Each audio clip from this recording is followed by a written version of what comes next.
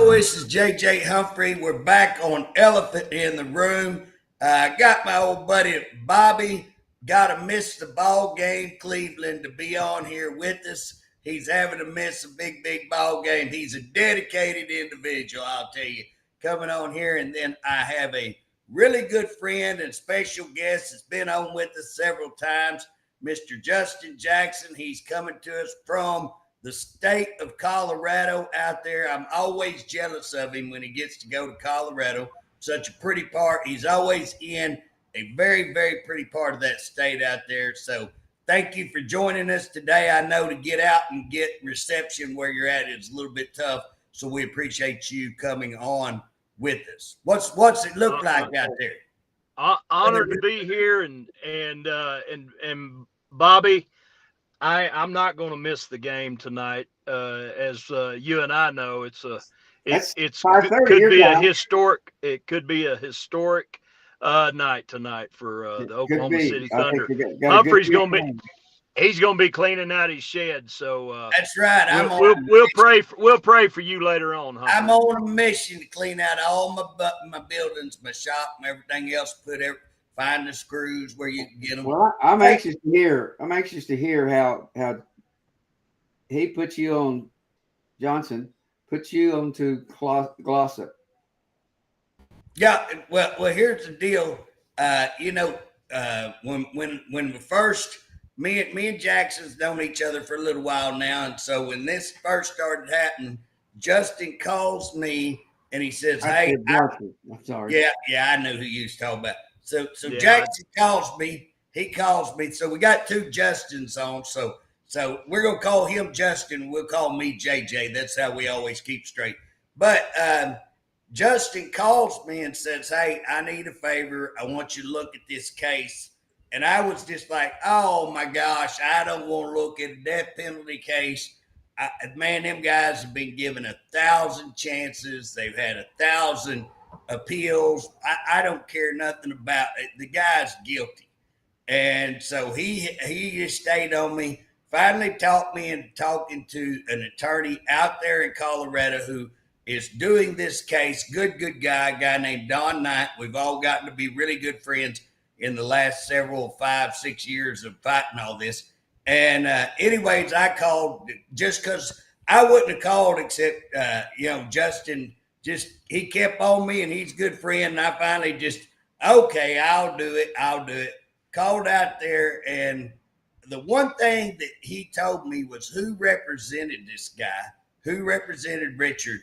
And I knew that attorney, and I knew if Bob Macy was, and again, guys that's listening, Bob Macy got more death penalty cases than anybody. There was a lot of corruption going around with his convictions, a lot of overturning, lots of problems. So I knew Bob Macy was doing it, and the attorney that this guy had representing him, there was no way that he got a good trial.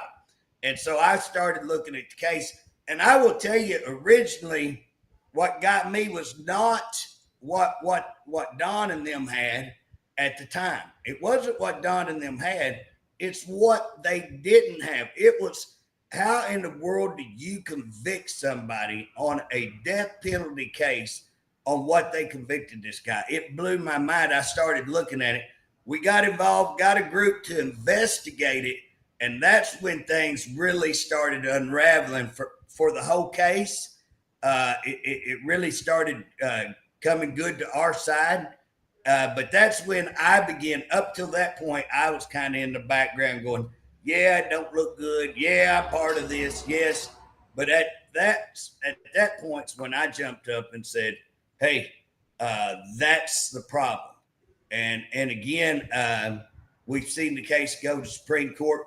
Justin, describe what they did in Supreme Court, what we found out in Supreme Court, and what's happened since. Well, we had the Supreme Court hearing finally in October, and I was there, and that was quite an experience in itself just to see that unfold. And I know they took a lot longer than normal. We thought we were only going to be there an hour, and I believe it was closer to 2.5 hours that they listened to all the facts. But they came back and overturned the conviction and said that Richard Glossip deserves a new trial. And so we're in that stage now. They're actually going to, it sounds like the state, unless something changes between now and I believe July the 16th, I believe it is when it's been postponed, is that they are going to charge him for um, a capital murder charge, and again, and which is unbelievable because they've Gettner Drummond, our Attorney General, who both you and I, Humphrey, have given thanks to, because without him, we know Richard, he would be dead by now. This would not have gone to the U.S. Supreme Court. But it seems like he's having second thoughts, trying to appease to the DA's counsel, and we're going through another trial. That blows my mind because here's what's just mind-boggling, was that we had investigators come in, and we had Reed Smith. Yes, so we have this big group comes in. They investigate this, okay? They find out, and this is stuff that me and Kevin McDougle had an interim study together where we were trying to get this information. They wouldn't give it to us. So they have a duty to give this information, and they would not give us information that we knew they had. So this group comes in, investigates at Kevin McDougall's behalf. I mean, he stayed on them, got this done. Okay, they come in, they're an independent group. We're not paying them. They have nothing in this other than the facts. They find that, and we got an affidavit from the DA investigators saying that he was instructed to put in 10 key pieces of evidence into a box, put the wrong case number on it, and burn it. I think it's the way that's worded. Okay, that's a crime. That is, destroying evidence. It's hindering prosecution, just whatever you want to call it, it's crime. Then they found a letter that the DA wrote to the only witness. Now, everybody got to know the main witness in this case is a guy named Justin Sneed, who already admitted he's the guy who killed the victim, Bantrice. That's right. Okay? He killed the victim. Now, he is already testified and given his testimony. They write him a letter and say, hey, your testimony doesn't line up with the medical examiner. You know what we call that down here in Lane, Oklahoma? We call that a lie. Do you have the paperwork on that? Oh, absolutely. They wrote a letter to him saying, your testimony doesn't line up with the medical examiner, saying something's wonky here. And they said it would help our case if you would change your testimony. And over here in the column, they write what they want him to tell. Now, you can't make that stuff up. That's called witness. That's called evidence right there. That's wonderful evidence of a crime of perjury, crime of witness tampering, crime of supporting perjury. All of them committed felonies right there. And then who did that? Who wrote that letter? That was Connie Smotherman. Connie Smotherman. Yeah. I think she was one. Her and Fern Smith are kind of on all this, if I'm not mistaken, was the two. So we got that letter. We also have a bunch of evidence, which is a Brady violation that they wouldn't release that we called for. So we got all of this. So Gettner Drummond stands up like he should have and gets on our side and says, hey, there was no way. There was not a fair trial here. This guy was cheated. This guy, they railroaded him, and he goes all the way to Supreme Court to defend us, or defend Richard, not us, but our cause. Richard Glossip's case goes all the way to Supreme Court. Now here's what's funny, I think, at Supreme Court.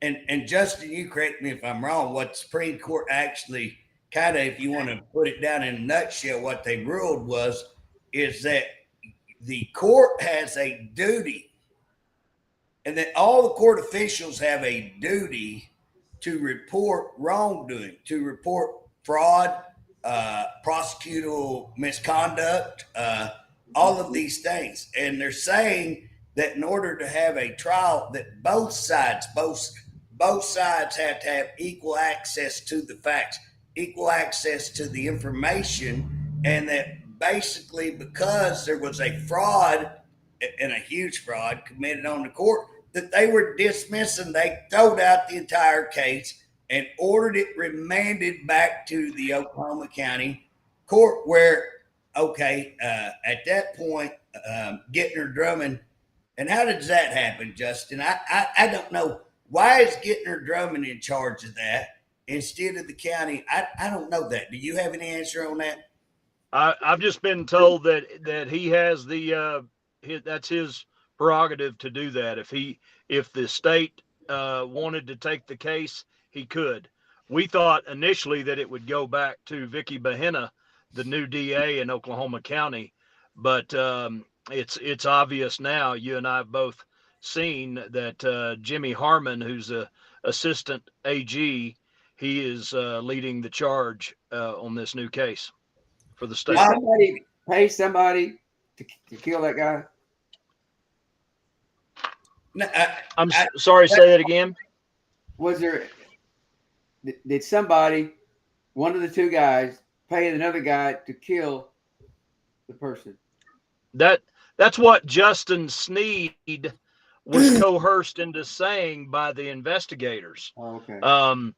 And I always tell people, just watch the interrogation tapes with Detective Bemo and Detective Cook.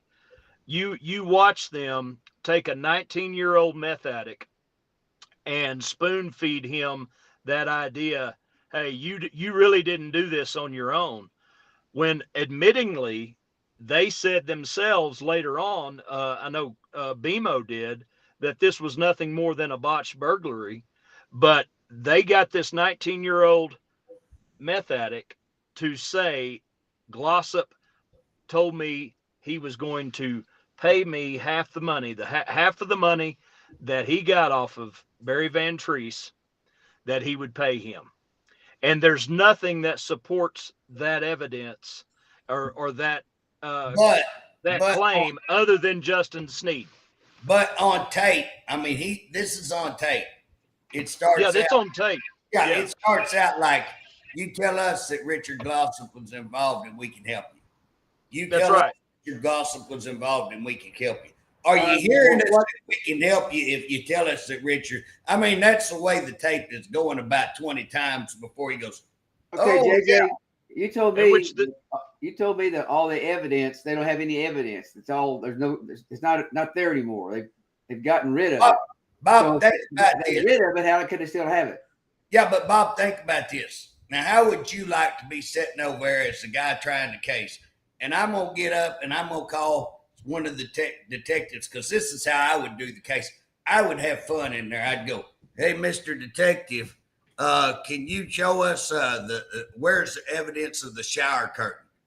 Oh, you can't give us the shower curtain because they destroyed it, didn't they? They had their own investigator burn it. Is that not true? Did y'all have the investigator burn the shower curtain that would have that we could have got DNA evidence off of and everything? How about the tape? Do you have the tape he's tied up with? Oh, y'all destroyed that too. What are they going to use? I mean, they have the one witness, Sneed. They have Sneed, but guess what? You're going to trot out this letter and say, Mr. Sneed, do you recognize this letter? This is where the prosecution instructed you to lie. Not only instructed you, but told you what lie to tell. Did you tell that lie when you'd already sworn? So you'd already sworn to this testimony, but you changed that and you lied on their behalf.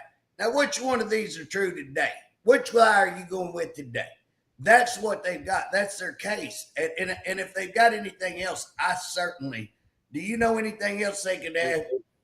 Mr. Bobby, what Justin is saying, JJ rather, that there was a box. Was it box number 5, Humphrey? Yeah, or was it? Anyway, the box that was destroyed that we discovered through this independent investigation, 3 key pieces of evidence that would either solidify the state's case or it would have set Richard free. was the shower curtain that Humphrey mentioned, the duct tape that Humphrey mentioned. Hey, tell your girlfriend you call her back. Here comes the cavalry. And then Barry Van Treese's wallet. All three items that Sneed said Glossip had touched when he was helping with the body. After Van Treese was killed, that's what Sneed said on stand on that first trial that he had touched, because he said he took the wallet out of Barry's pants and pulled out $100 bill. All those three key pieces of evidence were in that box that were destroyed before the second trial. So I don't understand why the state is moving forward with this, because it truly is going to be laughable with everything that's already come to the public's forefront, to their awareness, that now they're going to be able to bring out in a public courtroom. Well, publicly, you're going to get to, so far it's been you and me and McDougle and Don, been our little team that's saying they doing this. When the Supreme Court held up for us, now we got some validity. Now people started going, well, okay, all right, yeah, I guess y'all were right. But when it goes to trial and they start seeing when these kind of things are brought out, and they will be brought out, when that goes to trial, guess what? It's going to be unreal. It's going to be a big, big deal, because what it's going to do is it's going to put, I'm going to tell you, in my opinion, Richard Glossip's not going to be put on trial. You know who's going to be put on trial? Who? The court system is fixing to be on trial, and I don't see how they don't see that. They're going to be on trial because they're the ones that destroyed evidence. They're the ones that said lie. They're the ones withheld evidence. And again, there's so many other things that they didn't do an investigation. If I'm not mistaken, when they wrote that letter and said, Mr. Sneed, your testimony doesn't line up, what they were talking about was that Van Treese had been actually stabbed about 8 times, if I remember, very shallow wounds. They weren't superficial wounds. They weren't the wounds that killed him. They were shallow wounds, but it had been with a broken knife, if I remember, and the knife was found under him, small knife. Well, again, he had always said he hadn't stabbed Van Treese. So if he didn't stab Van Treese, who did stab? And again, they had found all of this not coming out in the investigation, but there were some clothes that were found near proximity to this room that would indicate a very small person was wearing those clothes. And the fact that the knife wounds were not very deep, one could surmise maybe a person that didn't have strength. Again, we're surmising, we're putting together things here. But again, when they come back and say, hey, your testimony doesn't line up, when he's saying I didn't stab it, looks like some stabbings, looks like somebody else is. We contend there possibly was a female in the room with him. And that's why, because the evidence would suggest something towards that. And again, they didn't investigate. They never looked at anything, but we got this case done. You tell us Richard hired you, and we're going to do it. And now we're going to go out and try to make those facts fit our scenario. And the facts are not there to fit their scenario. So their case started falling apart. And that's what happened. Drummond says, if I'm not mistaken, I could be wrong, that he believes he's guilty. He believes he did do the killing, but he didn't get a fair trial. Is that correct? He has said multiple times that Richard is guilty of accessory after the fact, and that's what he keeps going on, and which we were willing to take the deal. I say we, our team of attorneys, as far as pleading guilty to accessory after the fact and time served, and he's walking free, he's breathing free air. But where he's coming up with that accessory after the fact, and this was on the documentary, Richard was not forthcoming with what Justin Sneed said that night whenever he woke him up. I mean, it's hard to explain it all in a short period of time, but Rich was living on the premises. He was the manager of the motel. Sneed wakes him up about 2:30, 3 o'clock in the morning on a cold January night, said, hey, some drunks were fighting and they broke out window 102. 102 is where the murder took place. And then he said, oh, and by the way, I killed Barry, and walked off. Well, he was always saying stuff like that was just far out there. So, and of course, Glossip had seen Van Treese earlier that day because Barry came and collected the money. It was right after the holidays. He and his family had gone snow skiing out in Colorado. They came back, and he was going to that motel in Oklahoma City, and then he owned another one very similar in Tulsa. And so whenever he was leaving Tulsa, he told his manager, hey, if my wife calls, tell her I'm going to be late, or tell her I didn't leave at such and such time, because he lived in Lawton. And so he was trying to buy himself time. It was known that he had a girlfriend on the side because this Budget Inn was right next to a strip club, a truck stop. It was right off of I-40 there just west of Oklahoma City. And so, and I kind of went down a rabbit hole there, but he admittedly did not tell the investigators when they came around looking for Barry after he had been reported missing what Justin had said. He was listening to his girlfriend at the time. I think her name was Diana, best I remember. And she said, hey, don't say anything. He's always saying crazy stuff. You didn't know. You don't know if he was telling you the truth. And so hindsight's crystal clear 2020, but that was the mistake that he made. He did not tell them what Justin had said. And he helped him fix that window that was broken out with plexiglass, but he never walked in room 102. They put it up the next morning, put some silicone around it, and left it. And then not long after that, whenever the police started snooping around, Justin Sneed made himself scarce. So that's the part that Gettner is hanging his hat on, Bobby, on accessory after the fact. He knows who killed Barry Van Treese. We all do, because Justin Sneed, back to those interrogation tapes, he was forthcoming. Soon as they caught him, about a week later, he had fled to Texas. And when they got him in there, he admitted, he said, I didn't mean to kill Barry.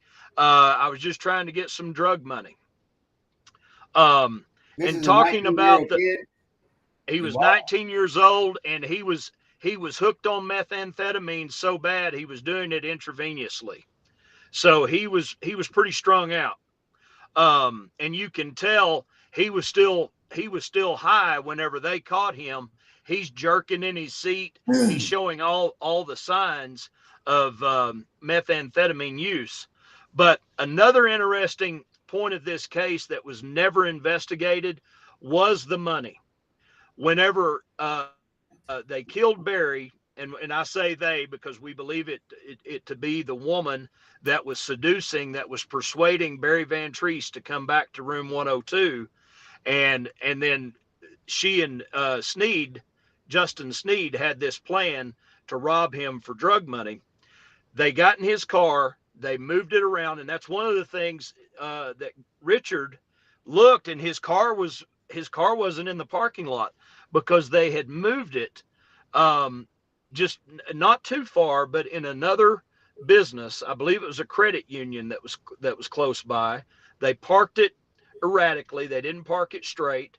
And whenever the investigators started looking in that car, they found in the trunk nearly $23,000. Isn't that right, Humphrey? Yeah, I can't remember the exact much, but it's quite a bit. And there was about 10 to 12,000 of that, Mr. Bob, that had blue dye that showed that it had come from a bank robbery. And you know what they did with that money? They handed it back to Donna Van Treese, Barry's widow, and said, this belongs to you. They never followed up with that money and where it came from. There's a lot going on in the case, but at the end of the day, they don't have a murder case. I mean, again, when you look at the video of what they did, when you look at the tainting of what they did to have the witness lie, when you look at why would they destroy their own evidence? Why did they destroy that evidence where they had him lie? How'd you get that? Why would they destroy it? That's their best evidence. If his fingerprints are on that tape, if as the witness said, if his fingerprints are on the shower curtain, or his DNA is on either one of those or on the wallet, guess what? They got him dead banger. Why would they destroy the best evidence of their case? Because I'll tell you, it wasn't the best evidence. It was the worst evidence, because guess what? They ain't going to destroy that if it helps them. They're going to destroy it if it helps Richard, and they destroyed it. And so only logical thing you can come up with why they destroyed it is to help their case. And their case was harmed by having evidence that would have cleared Richard Glossip. Now, that's the only logical conclusion that you can conclude, because here's what's funny, Bob. The DAs took an oath to carry out justice. There's no reason they are, no matter what that had on it, the evidence is the evidence, and for them to order it to be destroyed is problematic. Either way you go. But again, this bunch, they're not going to destroy it to help Richard. You know what I'm saying? They destroyed it to help themselves. And again, they should be prosecuted for that. But here's where I'm at. Why would AG Drummond, one, take the case when he can kick it off to the DA? Why, if you're running for governor, do you not take this case and kick it to the DA? Why do you think he wouldn't do that? Why? Well, I think because he's looking to ride this case. So when he went against all the district attorneys to go ahead and stop this execution, take it all the way to Supreme Court, he made the DAC mad. He made the District Attorney's Council mad. I think what he's trying to do by going back and trying to file charges, it's not about the truth. It's not about the guys. It's not about, is Richard guilty? Is he guilty? Not guilty? Do we have a good case? Do we have a terrible case? Did he have a miscarriage of justice? Absolutely. It's not about any of that. It's about, I want to be governor. And if I file this case, guess what's going to happen? What? It's going to stay this is going to take a while to get through. You're going to have bond hearings. We've already had that. You're going to have evidence being submitted. You're going to have arguments. Should this have, this case is going to last better than a year. It's going to last better than a year. And again, he's going to ride every one of those. I am the death penalty. I'm solid. So he's trying to erase the fact that he's been, what some would say, a little weak and let this guy go. And now he's going to show I'm the champion of the death penalty. And so again, it's purely political in my opinion. It's got nothing. He argued this case from the other way, and now he just turned it about face 360, complete 360 turned around, and now arguing something else. And again, that shows, it shows wishy-washy to me. What happened on the bond? It's been postponed. The judge is looking into it further, and I believe it's around the 16th of July or so that she'll make that decision. Her decision is going to make says you can get bonded out. It's not how much that you can get bonded. Well, no, they could say no bond. They could say, yeah. She doesn't have to issue a bond. She can say no bond. And I will be shocked if that's not what she says. I will be shocked if she comes back and issues a bond. Really shocked. Pleasantly shocked. Yeah, I hope she does the right thing. So what's the next step if she doesn't do the right thing? Well, he's going to county. He stays in county, and then they just start a trial. And again, they're going to try to have. If I was the defense, I would be trying to suppress, a lot of anything that they say that if there's anything questionable, if you have witnesses that are now dead that can't testify, I would be wanting clarification what they could, what they couldn't, if they had lied and been caught in perjury. I tell you what I'd be doing. I would be asking for these prosecutors to have charges filed on them for, I'd make it part of my case. I would make it a part of my case. These people I want, and I'd be submitting, I want it said that they did this to this guy. I want it. How many were involved in that? Oh, it'll be, of course, Macy was the head district attorney, and I imagine they were going all through him. But you had, I think, Fern Smith. You had, we said her name a while ago, Connie Smotherman. Connie Smotherman. Of course, you had this Cook, and what was the name of the BMO, Detective BMO and Cook. Detective Cook, he passed away several years ago, but I know BMO was still alive just a couple of years ago. I haven't heard of his passing, but Detective BMO, and that's if you ever watch that documentary, Mr. Bob, you will see it comes straight out of BMO's mouth that he did not think that this was a murder. It was nothing more than a botched burglary. He said it. When I first saw that, I about fell out. I said, "You're the guy." He was the main one out of those two detectives that was driving that nail in Richard's coffin to seek the death penalty. And then he turned around and said that. And that's exactly what it was that Richard Glossip had nothing to do with, other than being at the wrong place at the wrong time. And again, what evidence you got to ask? I mean, if you're going to take a case that has had this kind of publicity on it, that has shown this kind of corruption in your system, and you know this case is going to have that kind of publicity attached to it, would you not sit down and go, what's the likelihood? How bad do we look? What evidence do we have? And again, I mean, I'd like to think that I know most of the evidence. I'd say Justin may know more than I do, but I can tell you both of us have looked at it pretty thoroughly. We've discussed it, hundreds of thousands of times. We've discussed it with McDougle. We've discussed it with the attorney. I mean, we've sat down and discussed this numerous times. If they've got anything, I sure don't know that there's that, glowing piece of evidence that just comes out and says, oh no, we do have him, the dead banger, here he is.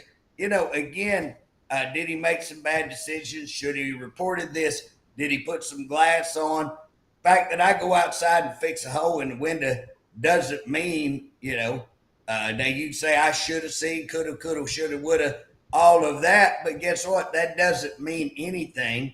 The money stuff that they talk about has been defunct what do they have? I mean, can you think of anything, Justin, that they'd have? There's nothing. And that's why I can't believe that Gettner is willing to stick his neck out on this, because he's going to own this.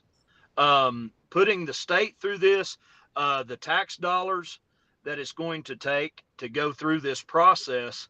And just like Humphrey said, it's purely political. He's now trying to make nice with the DA's council. And it's just like I told him, direct. Hey, an endorsement from the DAC means nothing to the rest of the state. But what he did do by standing up to them, because Humphrey and I were there at that pardon and parole board hearing, you had David Prater, and past and present DAs. They had that room full. I'll bet you there was at least 20 DAs. And in fact, me and McDougle filed a lawsuit on them for open records for trying to communicate. We're trying to show communications that were improper we actually won that. We're still fighting to get the attorney's fees. But actually, we won that, and we did get evidence there. And they were saying, one of them was like, oh, I wasn't up there. I was on personal business. Well, really, why did you charge the state mileage then? Because looky here, So, yeah, I mean, there's a lot of stuff that looks corrupt as heck. And again, I while we're on that, I do want to just kind of switch a gear, because I've got another case. And Justin, I know that me and you have been involved in several cases that I would have never, ever. Philip Hancock was one that I believe clearly. I believe with all my heart that one of the worst cases I've ever seen was Philip Hancock. I mean, 1,000%. The guy who died, his own girlfriend called me and said they were trying to kill him. They were beating him with the pipe. He pulled the gun out from the other guy's waistband and shot him in self-defense. And again, they executed that. There's no way that should have been an execution case. I mean, at best, maybe negligent homicide. But my deal was he shouldn't have been in prison, because it's self-defense all day long. And we went on that. And yet, even with that film of her testifying to that, they went ahead and executed him. I cannot believe what's going on in Oklahoma. I'm for the death penalty, but this kind of crap has got to get called out. Yeah, and just on Philip's case real quick, you know this, Humphrey. We had all the political boxes checked. Mr. Bob, we had OK2A. They had a petition trying to save Philip Hancock's life, and then in the realm of self-defense, what we all as Americans, our God-given right to protect ourselves. That was the clear and cut and dried case of Philip Hancock.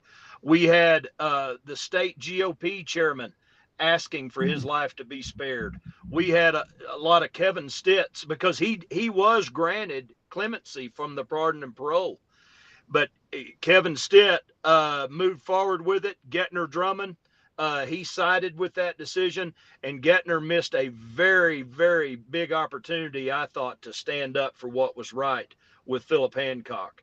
But we did everything we could in the time that we had to do it in to try to save his life. Not only that, Justin, but now, Bob, you know this as well as anybody.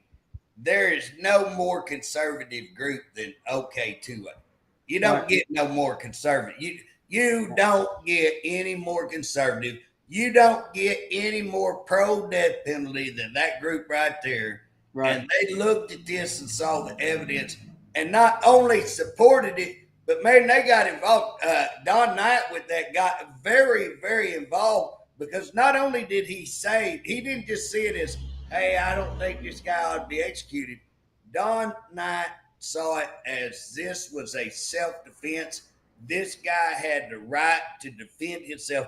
And I can tell you, when Don gets that, when he sees that and says, hey, this guy was defending himself, everybody knows it. I mean, if Don believes in something, he goes after it. And he was on that. So again, I mean, we have a major problem with these prosecutors, same prosecutors in that case, same group, same team. And now we've got the next guy that's up for execution. So I don't know when that's going to be set. I don't know that they've set a date, probably somewhere in September. There's a lot of challenges to that right now, in which they're saying. Is this the case where they're trying to put him in a cage? That was Philip Hancock's. Philip Hancock. They were trying they were trying to beat him with pipe and had that gun, and they pulled the gun on him, said, get in there. And he told them, hey, kiss my butt. I ain't getting in that cage. I'll be dead if I get in that cage. And the fight broke out, and the guy put the gun back in his waistband, and they're fighting, and that other guy's beating him with pipe. Philip managed to get hold of that gun in that waistband and shot both of them, killed both of them. Self-defense all day long. The girlfriend of the guy that had the gun testified, and she's on tape saying, when Philip told them to kiss his butt and he wasn't getting in that cage, she knew that they would try to kill him, and she got up and retreated. She said I would have went out the front door, but I couldn't get through. I retreated to the bedroom and she watched from the door of the bedroom. And again, she testified, and it's all on film. And they had that film the whole entire time, and nobody saw it except right there towards it. Correct me if I'm wrong on any of this, Justin, but right at the pro board hearing is when everybody eventually got to see this. And how in the world you could watch that? And I've watched it a couple of times. The minute I watched it, the first time their defense team let us watch it, the minute I saw it, I was like, how can anybody watch that? And even what's this guy doing in jail, let alone executed? And again, just like I was just going to say, Humphrey, I don't think he said this at the pardon and parole board hearing, but he said it to me and several others. But back home where we're from, you wouldn't have been put in jail. We would have had a parade in your honor, or we'd have named a street after you for what he had done, because he did what any of us would have done when he went there. Just to give our listeners a summarization, they called him. He had a girlfriend. She was living with him, Philip did, that she had gotten off into the methamphetamines.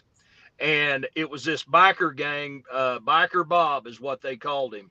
And he and his partner, they were known to deal drugs out of this house. It was only like a 600 square foot home. It wasn't big at all there in Oklahoma City. And they called him and said, hey, she's not in shape to drive back. You need to come get her. He goes over there expecting to get his girlfriend. When he walks through the door, he said, well, she just stepped out a minute. Sit down on that couch and she'll be back. And that's when Biker Bob showed him a 380 pistol and pointed at this 2x4 cage that was known for evil things. That cage was sitting over there in this little small shack. And then Philip was not a big guy at all. If you remember, Humphrey, he was very, very small in stature. But he said, I'm not getting in that cage. What are you talking about? You're crazy. And then that's when another guy got behind him. I can't remember that guy's name, but got him in a headlock, and they started whipping him with a breakover pipe. And I saw the concave scar that he had on his forehead and his shins where they were whipping him, telling him, you're going to get in that cage. And during that, he was fighting for his life, and that 380 pistol fell out because that old Bob was big. He was a big guy, and he had bent over and was hitting him across the head, and it luckily or unluckily for Philip, but I believe he would have been killed that day. He did if he, either way. Yeah, and what's a shame is I told Stitt the night before they executed him, pleading to him to give him a chance. I said, so now we're going to finish. The state's going to finish what these two thugs set out to do 25 years ago. And that's what ultimately happened. He got executed the next morning. Yeah, I couldn't believe they wouldn't stay that one. That's unreal. But now we got a guy named Tremane Woods. Tremane Woods. Now here, let's set the scenario. What happens in Tremane's case? So here's the deal: you got two females that are pulling one of the oldest tricks in the book. They go down, they lure these two guys. They promise these guys that they're gonna have a good time, get sex up in their apartment. So they lure them to an apartment. They have two guys waiting, Tremane and his brother, waiting to rob these two guys. So it's a set-up robbery. And the robbery goes a little bit south, and they end up killing one of these guys. Okay, so now we got this hearing, and so here's one of the girls gets a dang good, sweetheart, unbelievable deal. Now she's a girl that's got some history, past record, criminal history. The other girl has no criminal history, to my knowledge. Now, if you're offering for witnesses, I think you go with the one no criminal history than the one who has criminal history. Now, if you look at the two brothers, I think Tremane had a little drug history. His brother had some violent history. His brother is the one that did the actual killing, is my understanding. Mm-hmm. His brother gets life. Tremane gets the death penalty, which is just kind of crazy. How does the guy that killed him get life and the guy who didn't kill him get the death penalty? How does the girl with no record get life and the girl with the record? Now, here's the other part. When you start looking at records, you can't say I don't know this, but when I'm looking at records, I would say the girl that had the prior record would be more likely the one that's the kind of mastermind or the more brains behind the whole deal or the architect. It would look like to me, if I was looking at what I've seen of the cases, and I don't want to act like I'm an expert in this, but I will tell you, if you come to my house, I got a lot of documents on this, and I went through quite a few of them, and I've been up late hours of the night looking through this. But to me, if I'm looking at one to say, hey, this is a mastermind, I would have started with this girl that they made the witness. But here's what's crazy. That girl's on probation out of Payne County. The murder happens in Oklahoma County. Now you got the same little prosecutor group. Fern Smith is in this group. Now Payne County goes in to the court and says, on this gal that has the prior record and who is going to be their witness, they go in and say she has successfully completed probation and we want to dismiss the case. Now, while that's a big red flag to you guys that don't know anything about the court system, DAs rarely go in and ask for a dismissal. If you want your case dismissed, you got to hire a lawyer. You can do it yourself, or you generally have to hire a lawyer and have them go in and they will submit a motion to dismiss.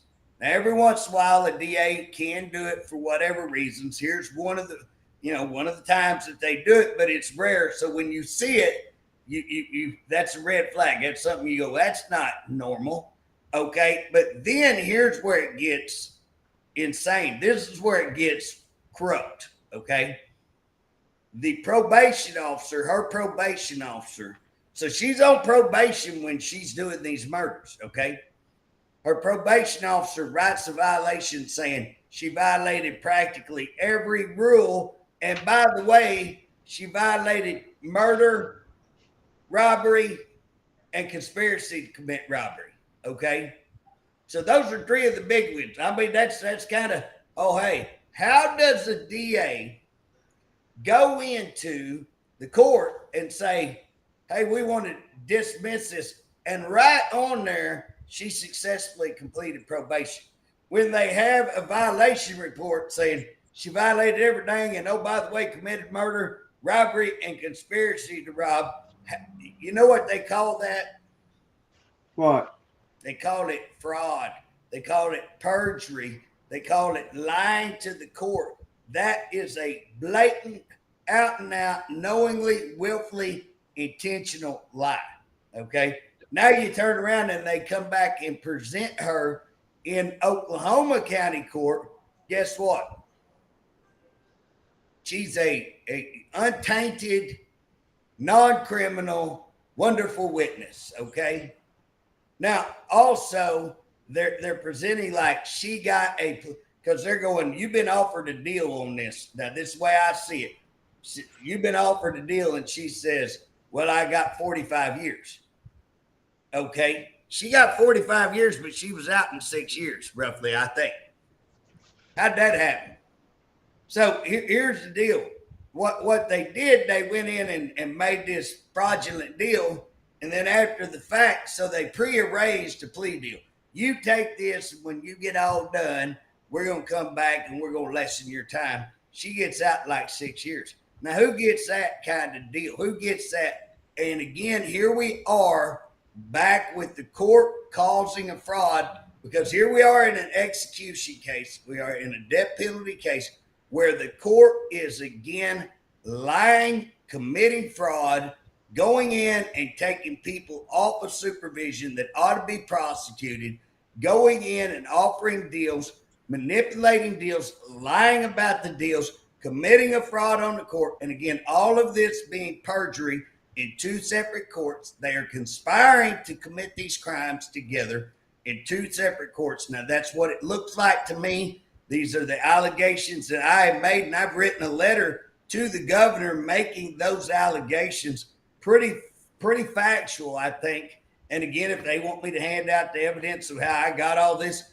I'm happy to show you a violation report written. I said, hey, here's the guy, Rick, that wrote the whole violation. I've got copies of it. If you want to see what they testified to, what they said in the courtroom on all of these things, guess what? I've got all of that. If that's what you want, you can go through the mountain of paperwork that I have. If I got any of it wrong, I don't want to act like, I went through a bunch of paperwork and literally, 2 or 3 weeks. And again, I got a lot going on top of that. So it wasn't like I just sat down for 3 weeks and gave that my undivided attention. I gave that my midnight drinking coffee, looking at this attention. But I am 1,000%. And here we are again. So again, what we're looking at, I listed out how many cases that Fern and Macy, I said how many, just some that I had come up with some of the paperwork that I was looking through these attorneys. And I think I pointed out at least 4 or 5 cases that the upper courts have reversed them for fraud, for misconduct, lying, all of these things. How many times does the court, how many times these prosecutors have to be caught violating the law before, it's time to prosecute the persecutors. You know what I'm saying? It's time. There's something bad wrong when we see this kind of activity that's just unaddressed. And that's what the Supreme Court said. Yeah.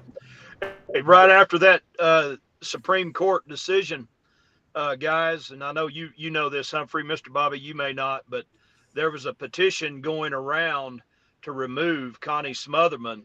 She teaches ethics of all things at OU Law, and that was it made the news for several weeks that they were trying to get her removed as a professor because the U.S. Supreme Court was not favorable to her. And something else that people should know, Richard Smotherman, which is Connie Smotherman's husband, was the chair of the Pardon and Parole Board during the time of Rich's clemency hearings. And he had to recuse himself. And that's why we got a 2-2. I'm sure he would have voted to move forward with the execution had he been able to. But that's when we received the 2-2 vote, which that's another problem, Humphrey. When that happens, they say, well, you didn't get majority, so the execution is going to move forward.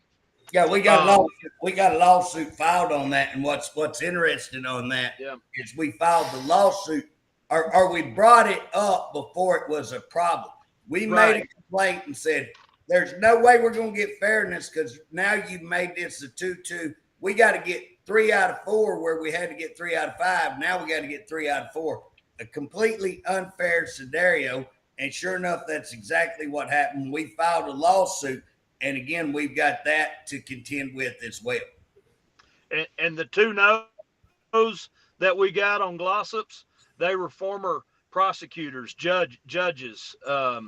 So that's why the DA's counsel was there in full force to see them stiffen their spine and vote no when the evidence was overwhelming because of what the defense laid forward and the state. Because we got all of the state's time. So they're making a decision there in that. They have to look out in the audience and they see 10, 12, 20 DAs, and which normally doesn't happen.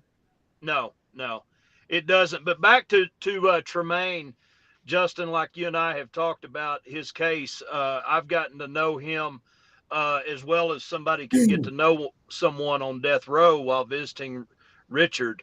And I'm just telling you from a humanity, from a human being, I mean, I see the fear in his eyes, and he has told me I did not kill this person.